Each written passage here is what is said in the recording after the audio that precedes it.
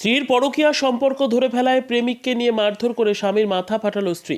ঘটনাটি ঘটেছে নরেন্দ্রপুর থানা এলাকার মহামায়াতলায়। আক্রান্ত স্বামী এই ঘটনায় নরেন্দ্রপুর থানায় অভিযোগ দায়ের করেছেন। ঘটনার তদন্ত শুরু করেছে পুলিশ।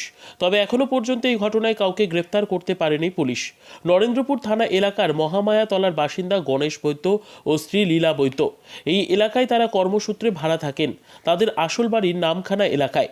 11 বছর আগে তাদের বিয়ে হয়। তাদের একটি কন্যা সন্তানও আছে। স্কুল জীবনেই দুজনের মধ্যে সম্পর্ক। প্রায় বছর 5 প্রেমের সম্পর্ক থাকার পর তারা বিয়ে করেন। সম্প্রতি স্ত্রী লীলা বৈদ্যর ফোন প্রায় ব্যস্ত থাকতো। তা থেকে সন্দেহ হয় স্বামীর। তিনি গোপনে স্ত্রীর কথা বলার সময় তা রেকর্ড করেন। তখনই বিষয়টি সামনে আসে এবং দুজনের মধ্যে ঝামেলা শুরু হয়। তারপর প্রেমিককে ডেকে স্বামীকে বাটাম দিয়ে মারধর করা হয় বলে অভিযোগ। ঘটনার তদন্ত শুরু করেছে পুলিশ। আবার মেরেছে, মেরে আমার এইদিকে ফেলে দিয়ে চলে গেছে। আমি তো অজ্ঞান হয়েছিলাম, আমার পাশের ভাড়াটিরা তুলে নিয়ে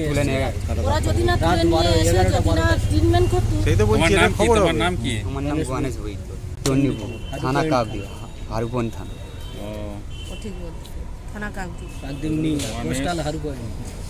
আটাশ বাস স্ট্যান্ড, ওখান থেকে একটু ভিতরে ঢুকতে হবে, ঘুঘুপাড়া। কে কে থাকো? স্বামী স্ত্রী থাকতাম, ও তো এখন নেই। স্ত্রীর নাম কি? 11 বছর। কি করে বিয়ে হয়েছে? ভালোবাসা। ভালোবাসা করে? কি করে ভালোবাসা হলো? স্কুলেতে? পড়াশোনা ছেড়ে দিয়েছিলাম, ও পড়তো, ও মাধ্যমিক দিয়েছে।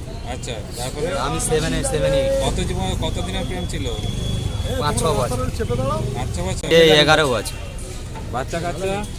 6 বছর বাচ্চা। 11 বছর বিয়ে হয়েছে। বাচ্চা কটা আছে? বাচ্চা একটা, ওই মেয়ে একটা 6 বছর, মেয়ে একটা। ওই 5.5 বছর এরকম।